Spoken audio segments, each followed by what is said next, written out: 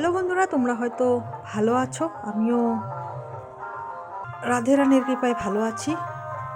আমাদের এখানে 8 দিন ব্যাপী নামযজ্ঞ চলছে, তারই কিছু অংশ নিয়ে আসলাম।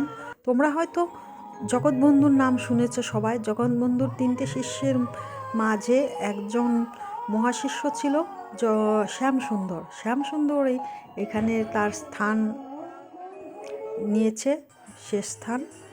সেই স্থানে এখানে সেই এই অনুষ্ঠানটা প্রচার করে গিয়েছে। তখন থেকে এখানে এই অষ্টপ্রহর মানে তারক ব্রহ্ম নামযজ্ঞ চলছে। আজকে অন্তিম দিনের কিছু অংশ তোমাদের সঙ্গে শেয়ার করতে এলাম। মানে আজকে ভোগ হবে, এই ভোগের কিছু দর্শন করাতে তোমাদের সঙ্গে চলে এলাম।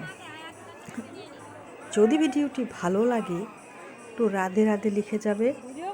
ভিডিওটা বড় হচ্ছে, অনুরোধ রইল সবাইকে এটার দর্শন করবে। এটার দর্শনেও মনের আশা পূর্ণ হবে সবার। আশা করি সবার যেন আশা পূর্ণ হয়। সবার জন্য অনেক অনেক শুভকামনা রইল। সবাই ভালো থেকো, সুস্থ থেকো, এই আশা করি।